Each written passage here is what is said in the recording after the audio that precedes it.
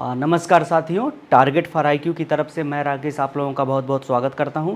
आज हम फिर से उस वीडियो को आगे बढ़ाते हैं जिस वीडियो में हमने पीसीएसजे मेंस 2021 में जो पेपर हुआ था, पीसीएसजे 31 का जो पेपर है मेंस का साइंस का सॉल्व कर रहे थे, उसे हम आगे सॉल्व करेंगे, आगे के क्वेश्चन सॉल्व करेंगे। अगला अब हम सेक्शन बी पर आ चुके हैं। सेक्शन बी का जो पहला क्वेश्चन था वह ये है कि जैव आवर्धन क्या है। जैव आवर्धन क्या है? जैव आवर्धन मतलब होता है बढ़ाकर, किसी चीज़ को बढ़ा के देखना। जैसे आप लोगों ने बचपन में आवर्धक लेंस या मैग्नीफाइंग ग्लास का इस्तेमाल किया होगा। इसे बोला जाता है हिंदी में बायो मैग्निफिकेशन। बायोमैग्निफिकेशन का मतलब होता है कि जब किसी फूड चेन का मतलब होता है कि फूड चेन में जो नीचे के जीव होते हैं उसको ऊपर के जीव वाले खाते हैं, उस जीव को फिर उससे ऊपर वाला खाएगा। तो बायोमैग्निफिकेशन में होता है कि नीचे वाले जीव के शरीर में जो केमिकल है वह ऊपर वाले जीव के शरीर के अंदर चला जाएगा। जैसे किसी झील में पानी है, पानी में केमिकल मिला हुआ है, तो पानी के अंदर जो पौधे हैं, छोटे छोटी घासें हैं, शैवाल हैं, एल्गी हैं, उनके अंदर भी केमिकल चला जाएगा। और यह घास या शैवाल को छोटी मछलियां खाती हैं तो वह केमिकल जो है छोटी मछलियों के अंदर जाएगा। छोटी मछलियों को बड़ी मछलियां खाती हैं तो वह केमिकल उनके अंदर चला जाएगा। अब उन बड़ी मछलियों को जो लोग खाएंगे उनके शरीर में केमिकल भी पहुंच जाएगा। लेकिन यहाँ पे देखने वाली बात ये है कि केमिकल का परसेंटेज जो होता है, जब नीचे से हम ऊपर की तरफ जाएंगे तो बॉडी मास से तुलना करेंगे तो बढ़ता हुआ परसेंटेज होगा। जैसे अगर 100 किलो घास में अगर 10 ग्राम 100 केजी घास में अगर 10 ग्राम केमिकल या ये कह सकते हैं डीडीटी या जो भी है, 10 ग्राम केमिकल है या पॉइजन है। अगर ये ग्रास की बात करेंगे, ग्रास या एल्गी की बात करेंगे, शैवाल की बात करेंगे। लेकिन जो छोटी मछली जो होगी उसको अगर हम लेंगे, छोटी मछली अगर आप 100 केजी ले रहे हैं तो उसके अंदर केमिकल हो जाएगा 10 मिलीग्राम। इसे हम mg कर देते हैं, 10 मिलीग्राम की जगह 100 मिलीग्राम हो जाएगा। ठीक है। इसी तरह छोटी मछली को खाती है बड़ी मछली अगर 100 केजी ले लेंगे, आप 100 केजी बड़ी मछली ले लेंगे। देखिए मछलियों का वेट सेम है, छोटी यहाँ पे जो है लिविंग ऑर्गेनिज्म जो है उसका जो है वेट सेम है। 100 केजी अगर बड़ी मछली है तो इसके अंदर हो सकता है 1000 मिलीग्राम केमिकल हो, या 100 की जगह हम इसको 150 भी कर सकते हैं या 200 मिलीग्राम कर लेते हैं। 200 मिलीग्राम केमिकल है। ठीक है। अब इस बड़ी मछलियों को मान लेते हैं मानव खाता है, मानव खा रहा है। मानव का शरीर का वेट अगर 100 केजी है तो उसके अंदर हो सकता है 250 मिलीग्राम केमिकल हो। ये क्या हो रहा है? यह पर केजी है। देखिए बॉडी मास से तुलना करेंगे तो पर केजी जो बॉडी मास है उसमें केमिकल की मात्रा बढ़ती जा रही है जैसे जैसे फूड चेन में हम ऊपर लेवल पर जा रहे हैं। तो यही बायोमैग्निफिकेशन होता है। आमतौर पे यह जलीय क्षेत्रों में पाया जाता है, जहां झील हो गया, समंदर हो गया, एक्वेटिक रीजन में यह चीज देखी गई है। तो बायोमैग्निफिकेशन आप समझ गए होंगे। बायोमैग्निफिकेशन का मतलब होता है accumulation of particular substance, particularly toxic substance in the body of organism at a different trophic level of food chain। यही इसका बेसिक मतलब होता है कि जैसे जैसे फूड चेन में हम ऊपर की तरफ जाएंगे तो ऊपर के जीवों के शरीर में पर केजी, उनके शरीर के बॉडी मास के पर केजी के हिसाब से परसेंटेज ऑफ केमिकल या टॉक्सिक मटेरियल की वृद्धि होती जाती है। यही बायोमैग्निफिकेशन या जैव आवर्धन होता है। अगला क्वेश्चन जो आपसे पूछा जाता है कि जो डिस्टिल वाटर होता है। देखिए क्वेश्चन में हिंदी में भी बिहार पीसीएसजे ने डिस्टिल वर्ड यूज किया है, इसीलिए हिंदी मीडियम वालों को इस चीज पे विशेष ध्यान देना पड़ेगा कि कुछ टर्म जो है वह अंग्रेजी का भी जाने। जैसे इसी बार प्री के क्वेश्चन में बार बार उसने न्यूक्लियर फ्यूजन शब्द इस्तेमाल किया था, ना कि नाभिकीय संलयन शब्द इस्तेमाल किया था, जिसकी वजह से हिंदी मीडियम वालों को थोड़ा सा तकलीफ हो गई। तो बिहार पीसीएस का यह मेंस का हमारा बैच आज से शुरू हो जाएगा। बिहार पीसीएस मेंस 2023 में जो अभी अभी प्री हुआ है उसके लिए बैच हम लोग शुरू किए हैं, और आज से मेंस का साइंस का बैच शुरू होगा। और मेंस में साइंस का रोल आप सब लोगों को अच्छे से पता है कि जिसका साइंस अच्छा हो जाता है उसका इंटरव्यू तक पहुंचने का चांसेस बढ़ जाता है। तो हमारे नंबर पे कॉल करिए, ज्वाइन करिए, हमारे ऐप को डाउनलोड करिए, टच में रहिए, कांटेक्ट में रहिए और मेंस की अच्छे से तैयारी करिए। तो आज से हमारा बैच शुरू हो जाएगा। तो अगला जो क्वेश्चन पूछा जा रहा है, डिजिटल वाटर में इलेक्ट्रिक करंट क्यों नहीं फ्लो होता है। इसके पीछे आप एक बड़ी अच्छी प्यारी सी स्टोरी भी आप देख सकते हैं। वो स्टोरी जो रेंचो जब जाता है, आप क्या बोलते हैं, 3 इडियट मूवी में, तो क्या था वहां पे, कैसे वो करंट लगा देता है अपने सीनियर को। क्यों होता है? क्योंकि यूरिन में जो होता है सॉल्ट होता है। तो वही बात यहाँ पे भी की जा रही है कि डिस्टिल वाटर में जो है, यानी आसूत जल, जो भाप को ठंडा करके जो पानी बनता है उसे आसूत जल या डिस्टिल वाटर बोलते हैं, उसमें करंट फ्लो नहीं होता है, लेकिन बारिश के पानी में होता है। ऐसा क्यों है? तो इसके पीछे वजह है कि वायुमंडल में कार्बन डाइऑक्साइड है, सल्फर है, इसके अलावा नाइट्रस ऑक्साइड है। तो जब बारिश होती है तो ऐसे केसेस में क्या होता है कि ये जो सल्फर होता है वो सल्फ्यूरिक एसिड में बदल जाता है, नाइट्रस ऑक्साइड जो होता है नाइट्रिक एसिड में बदल जाएगा, कार्बन डाइऑक्साइड कार्बोनिक एसिड में बदल जाता है, जिसकी वजह से बारिश के पानी में ये प्रॉपर्टीज घुल जाती हैं, जिसकी वजह से बारिश का पानी हल्का सा एसिडिक हो जाता है। और जैसे ही कोई भी लिक्विड एसिडिक या एल्कलाइन होगा, यानी अम्लीय या क्षारीय होगा, तो वह एक बढ़िया इलेक्ट्रोलाइट हो जाएगा, यानी विद्युत अपघट्य हो जाएगा। और विद्युत अपघट्य होते ही उसमें इलेक्ट्रिक करंट फ्लो होगा। लेकिन डिस्टिल वाटर में ऐसी कोई अशुद्धि नहीं होती है जो उसे एल्कलाइन बना दे या उसको वह एसिडिक बना दे, यानी अम्लता या क्षारकता बढ़ा दे। डिस्टिल वाटर में ऐसा कोई प्रॉपर्टी या ऐसा कोई भी केमिकल या कंपोजिशन या मटेरियल नहीं होता है जिसकी वजह से डिस्टिल वाटर जो है वह एल्कलाइन या एसिडिक हो जाए। यानी कि आसूत जल का पीएच वैल्यू 7 होता है, न तो बेस होता है उसके अंदर, न तो एसिड होता है। इसकी वजह से वह इलेक्ट्रोलाइट जैसा बिहेव नहीं करता है। जबकि बारिश के पानी में हम देखते हैं कि वहां पे अलग अलग अशुद्धियां मिल जाती हैं, उसके अंदर हल्की सी अम्लता आ जाती है, जिससे वह बहुत ही इजीली अपने अंदर से इलेक्ट्रिक करंट को जाने देता है। अगला क्वेश्चन पूछ रहा है कि कौन सी ऐसी धातुएं हैं, 2 ऐसी धातुएं बताइए जो फ्री स्टेट में पाई जाती हैं, यानी उसमें कोई मिलावट नहीं होती, उन्हें साफ करके इजीली यूज किया जा सकता है। उसको प्योरीफाई करने का या उसे जैसे लोहे को आयरन ओर से लोहे को निकालना एक लंबी प्रक्रिया होती है, वैसा नहीं होता, इजीली मिल जाता है। तो फ्री स्टेट में यानी स्वतंत्र अवस्था में पाई जाने वाली जो धातुएं होती हैं उनमें हमारा कॉपर है, सिल्वर है, प्लेटिनम है, गोल्ड है। यह जल्दी किसी से रिएक्ट नहीं करते हैं, ये जल्दी किसी से, स्पेशली सिल्वर, गोल्ड और प्लेटिनम और सिल्वर जो कहते हैं ना, यह उच्च कोटि की इलीट क्लास की जो धातुएं हैं, यह किसी से जल्दी रिएक्ट नहीं करती हैं। सामान्य तौर पर यह फ्री अवस्था में या स्वतंत्र अवस्था में पाई जाती हैं। अगला क्वेश्चन जो पूछा जा रहा है कि वह एलॉय क्या होता है। एलॉय से आप क्या समझते हैं? एलॉय जो होता है यह मिक्सचर होता है। बेसिकली कैसा मिक्सचर होता है? होमोजेनस मिक्सचर होता है, यानी समांग मिश्रण होता है। समांग मिश्रण है किस चीज का? समांग मिश्रण है 2 से ज्यादा धातुओं का, 2 या 2 से ज्यादा धातुओं का यह समांग मिश्रण है। ठीक है, इसमें क्या होता है, 2 या 2 से ज्यादा धातुएं जब एक दूसरे से समांग रूप से हर तरफ बराबर रूप से मिली हुई होती हैं तो हमें जो मिलता है वह मिश्र धातु या एलॉय मिलता है। जैसे मैं कह सकता हूं कि आपका टीन हो गया प्लस इसके बाद लेड हो गया।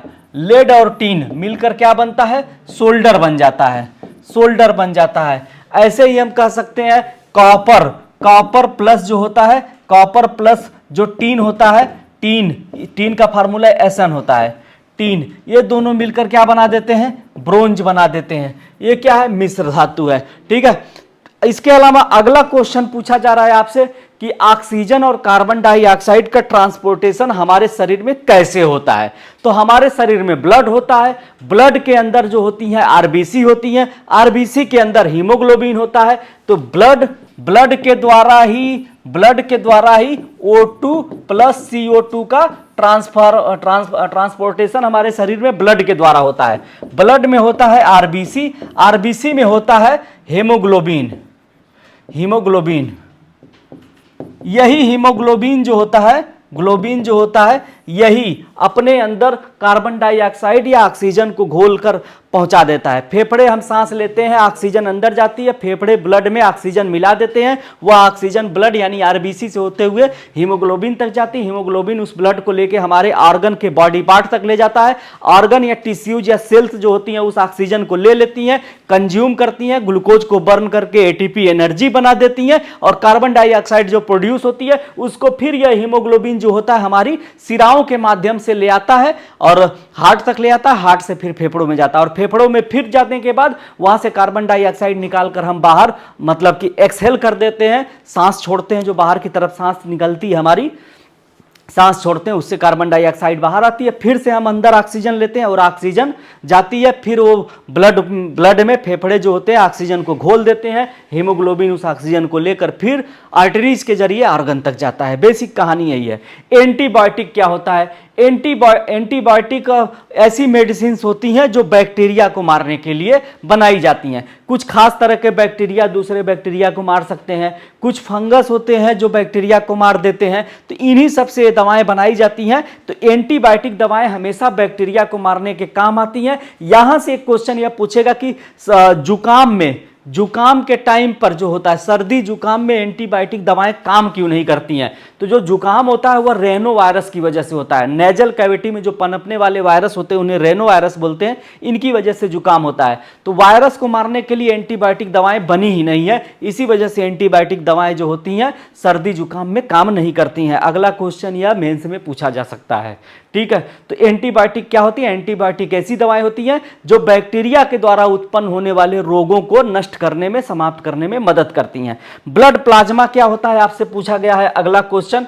ब्लड प्लाज्मा क्या होता है?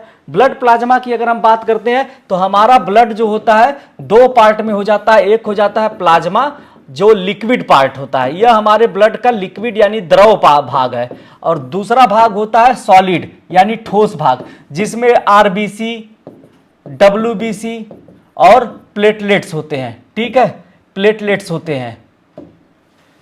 जो लिक्विड होता है वह होता है प्लाज्मा।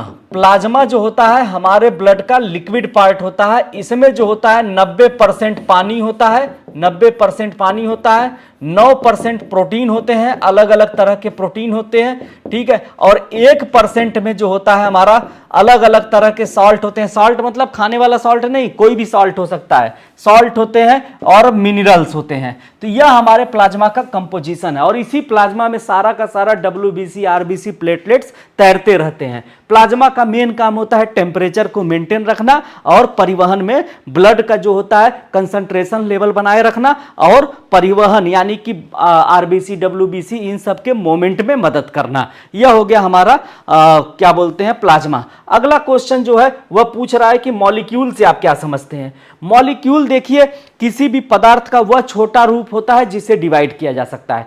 इससे छोटा अगर कोई पदार्थ पाया जाएगा तो फिर वह डिवाइड नहीं किया जा सकता। तो मॉलिक्यूल जो होता है ग्रुप ऑफ एटम्स होता है। मॉलिक्यूल मॉलिक्यूल मॉलिक्यूल बोले तो अणु, अणु इज इक्वल टू होता है ग्रुप ऑफ एटम, यानी कि परमाणु का समूह। परमाणु जो होता है सबसे छोटा रूप है, लेकिन यह स्वतंत्र नहीं रह सकता। यानी अगर परमाणु को तोड़ देंगे तो पदार्थ की जो है प्रॉपर्टी खत्म हो जाएगी, लेकिन अणु को तोड़ेंगे तो उसकी प्रॉपर्टी नहीं खत्म होगी। यानी मॉलिक्यूल को हम एटम में तोड़ सकते हैं। एटम को अगर हम तोड़ेंगे तो फिर वो नाभिकीय विखंडन हो जाएगा, वो पदार्थ जो है एनर्जी में बदल जाएगा और दूसरे पदार्थ में बदल जाएगा, उसकी मूल प्रवृत्ति नष्ट हो जाएगी। तो मॉलिक्यूल पदार्थ का, सब्सटेंस का वह सबसे छोटा रूप होता है जिसको दो पार्ट में या दो से ज्यादा पार्ट में तोड़ा जा सकता है बिना उसकी केमिकल प्रॉपर्टीज को चेंज किए हुए। जैसे हाइड्रोजन का H2 है, इसे H अलग कर देंगे प्लस H कर देंगे। O2 है, इसको O अलग कर देंगे, O अलग कर देंगे। ऑक्सीजन की प्रवृत्ति बनी रहेगी, लेकिन जब इसी हाइड्रोजन को, एक हाइड्रोजन को जब आप तोड़ देंगे तो फिर यह बदल जाएगा, ये कुछ और बन जाएगा, एनर्जी और किसी और पदार्थ में बदल जाएगा। चलिए अगला क्वेश्चन जो आपसे पूछा जाता है, आपसे आयोडाइज नमक क्या है।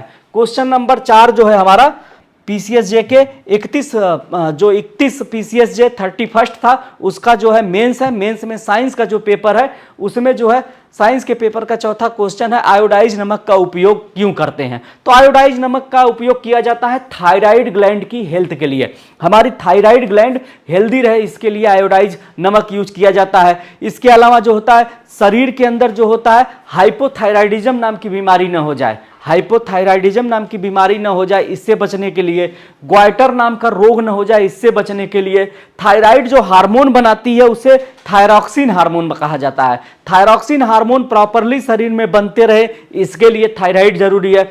इसके अलावा जो होता है एक डिजीज होती है हाशिमोटो डिजीज जिसमें थायराइड ग्रंथि ही नष्ट हो जाती है, उस बीमारी से बचने के लिए भी जरूरी होता है थायराइड का आयोडीन का प्रॉपर शरीर के अंदर आयोडीन का पहुंचना, जो कि हमें आयोडाइज नमक से ही प्राप्त होता है। फिर अगला क्वेश्चन पूछ रहा है कि जो ये कार होती है तो कार की खिड़की जो होती है, कार की जो खिड़की होती है यहां एक शीशा लगा होता है, एक यहां शीशा लगा होता है जिसे बोला जाता है रियर व्यू मिरर, ठीक है, जिसे साइड रियर व्यू मिरर बोला जाता है। तो इसमें कहा जाता है कि इसका इस्तेमाल क्यों किया जाता है, कॉन्वेक्स मिरर का इस्तेमाल क्यों किया जाता है। कॉन्वेक्स मिरर का इस्तेमाल इसलिए किया जाता है कि कॉन्वेक्स मिरर जो होता है बैक साइड में एक बड़े एरिया को कवर करता है। ये कॉन्वेक्स मिरर कुछ इस तरह होता है, तो इधर से इतना ये सारा एरिया कवर कर लेगा, ज्यादा एरिया कवर करता है जिसकी वजह से ड्राइवर को पीछे ट्रैफिक का ज्यादा एरिया अपने कॉन्वेक्स मिरर में नजर आता है जिससे वह इजीली देख सकता है, ठीक है। इसके अलावा जो होता है सूर्यास्त या सूर्योदय के समय सूरज लाल रंग का क्यों दिखता है। सूर्यास्त और सूरज के समय अगर हम यहां पे हैं तो सूर्यास्त के समय सूरज यहां होगा या यहां होगा, सूरज और हमारे बीच की दूरी बढ़ती जाएगी, जब दूरी ज्यादा होगी तो कौन सी लाइट सबसे कम स्कैटर होगी, वह लाइट सबसे कम स्कैटर होती है, वह कलर सबसे कम स्कैटर होगा जिसका वेवलेंथ ज्यादा है। तो रेड कलर का वेवलेंथ सबसे ज्यादा होता है, वह कम स्कैटर होता है, बाकी हरा ब्लू नीला इनका जो है वेवलेंथ कम होता है। यह लाइट स्कैटर हो जाती है, बिखर जाती हैं, यह हमको नहीं दिखाई देंगी, लेकिन सूरज और सूर्यास्त के समय सिर्फ और सिर्फ रेड कलर का जो है वेवलेंथ ज्यादा होने के कारण यह कम स्कैटर करती है, कम बिखरती है, इसी वजह से जो है हमको सूर्योदय या सूर्यास्त के समय सूरज लाल दिखाई देता है। सूर्यास्त या सूर्योदय के समय सूरज हमसे मैक्सिमम दूरी पर होता है जिसकी वजह से दूसरे रंग के जो दूसरे कलर के वेवलेंथ कम होने के कारण दूसरे कलर का लाइट जो होता है वह बिखर जाता है, वह हमारी आंखों तक नहीं पहुंच पाता है, जबकि रेड कलर का जो होता है वेवलेंथ सर्वाधिक होता है, इसका स्कैटरिंग सबसे कम होता है। Scattering is equal to scattering proportional होता है 1/λ का पावर 4, जिसका वेवलेंथ जितना ज्यादा होगा उसका स्कैटरिंग सबसे कम होगा, यही फार्मूला है। चलिए इसके अलावा आपसे क्वेश्चन पूछा जाता है कि हमारे यहाँ दैनिक जीवन में हमको पता है कि सिल्वर जो होता है सबसे अच्छा इलेक्ट्रिसिटी का कंडक्टर है, लेकिन सामान्य तौर पर जितना अप्लायंसेस होती हैं उसमें कौन सा इस्तेमाल किया जाता है, एल्युमिनियम या कॉपर इस्तेमाल किया जाता है। इसके पीछे वजह है कि कॉपर और एल्युमिनियम अच्छे हैं, सिल्वर के बाद अच्छे कंडक्टर हैं और ये सस्ते पड़ते हैं, इफिशियंट होते हैं, इसी वजह से इनका इस्तेमाल किया जाएगा। अगर सिल्वर का हर जगह वायर बिछा दें तो फिर क्या होगा, बहुत महंगा पड़ जाएगा। अगला क्वेश्चन जो पूछता है कि एल्युमिनियम फॉयल में ही खाने को हम क्यों लपेटा जाता है, तो इसके पीछे वजह है कि एल्युमिनियम फॉयल में जब हम खाने को लपेटते हैं तो एल्युमिनियम फॉयल जो होता है खाने के साथ रिएक्शन नहीं करता है, इसी वजह से खाना उसके अंदर सुरक्षित रहता है और इजीली यूज किया जा सकता है। तो इतना काफी होगा आज के लिए, अगले वीडियो में फिर हम लोग मिलते हैं, बाकी का पोर्शन उसमें हम लोग कवर कर लेंगे।